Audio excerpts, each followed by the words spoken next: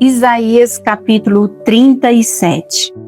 E aconteceu que quando o rei Ezequias ouviu isso, ele rasgou suas vestes e cobriu-se com vestimenta de pano de saco e foi para o interior da casa do Senhor.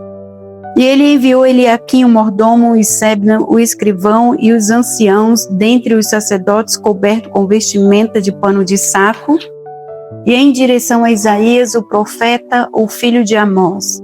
E eles lhe disseram: desta forma diz Ezequias, este é um dia de dificuldade, de repreensão, de blasfêmia, porque as crianças chegam ao momento de nascer e não há força para dar luz.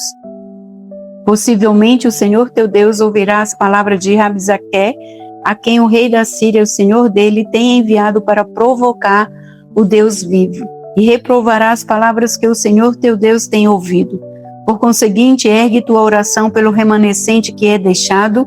Então os servos do rei Ezequias vieram a Isaías, e Isaías disse-lhes: portanto vós direis ao Senhor: assim diz o Senhor, não tenhas medo das palavras que tu tens ouvido, por meio das quais os servos do rei da Síria me têm blasfemado. Eis que eu enviarei um poderoso golpe sobre ele, e ele ouvirá um rumor e retornará para a sua própria terra, e eu o farei cair pela espada em sua própria terra. Então Rabsaqué retornou e encontrou o rei da Síria guerreando contra Líbna, pois ele tinha ouvido que ele havia saído de Laquis.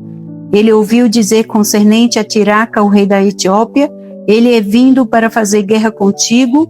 E quando ele ouviu isto, ele enviou mensageiros a Ezequias, dizendo: desta forma vós falareis a Ezequias, rei de Judá, dizendo: não deixes teu Deus, em que tu confias, enganar-te, dizendo que Jerusalém não será dada à mão do rei da Síria.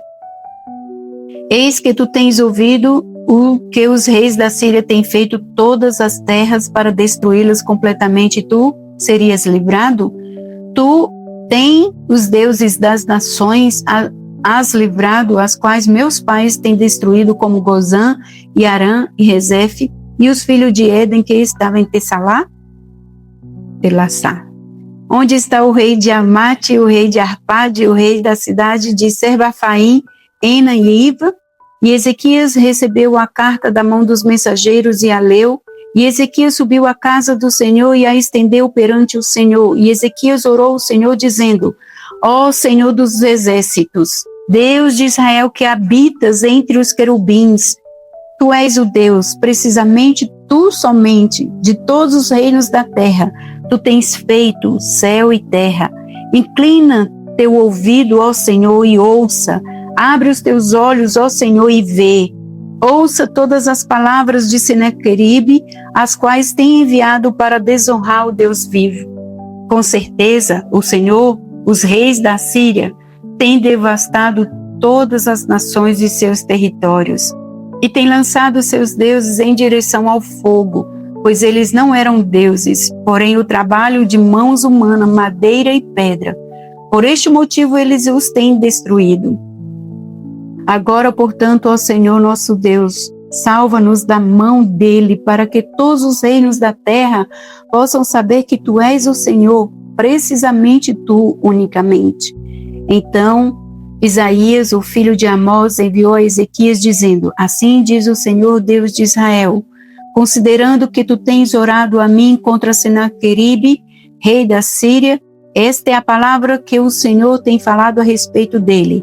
A virgem, a filha de Sião, tem te desprezado e rido de ti com desdém. A filha de Jerusalém tem meneado a cabeça em direção a ti.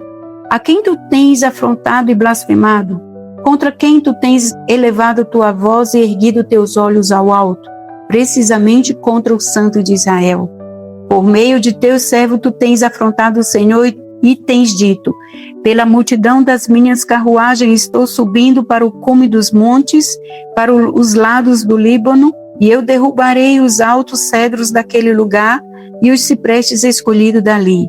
Entrarei em direção à região mais alta de sua fronteira e à floresta do seu Carmelo. Eu tenho cavado e bebi água. Com a planta dos meus pés tenho eu cercado todos os rios dos lugares sitiados. Não tens tu tu ouvido desde os tempos remotos, como eu tenho feito isto, e desde os tempos antigos que eu o concebi? Agora eu tenho trazido isto a ocorrer, na expectativa de que tu devas estar a devastar a cidade protegida em montanhas de ruínas. Por esse motivo, seus habitantes foram de pouca força. Eles ficaram consternados e confundidos. Eles eram como a grama do campo e como a erva verde, como o mato sobre os telhados e como o milho danificado antes de estar completamente desenvolvido. Porém, eu conheço tua moradia, o teu sair e o teu entrar, e tua ira contra mim. Porque tua ira contra mim e o teu tumulto está manifesto aos meus ouvidos. Portanto, colocarei meu anzol em teu nariz e minha rédea em teus lábios, e te farei voltar pelo caminho pelo qual tu vieste. E isto será um sinal para ti. Vós comereis este ano o que crescer por si mesmo, e o segundo ano aquilo que brotar do mesmo. E no terceiro ano semeai vós e colhei, e plantai vinhas, e comei o fruto dali. E o remanescente da casa de Judá, que escapa novamente, irá lançar raízes para baixo, e produzir frutos para cima.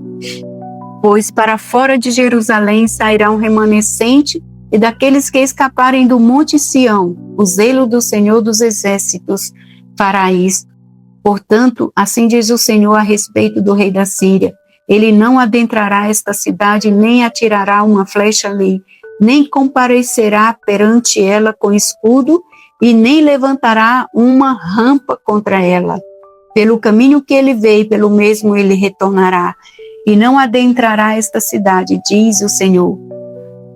Porquanto eu defenderei esta cidade para salvá-la, por amor de mim mesmo e por amor de meu servo Davi.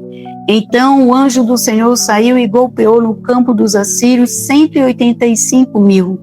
E quando levantaram-se cedo pela manhã, eis que eles eram todos corpos mortos. Então Senaqueribe, rei da Síria, partiu e foi e retornou e habitou em Nínive.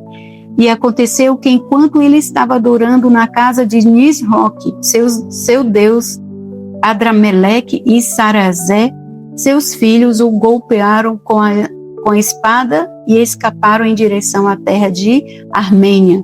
E Esar-Adom, seu filho, reinou em seu lugar.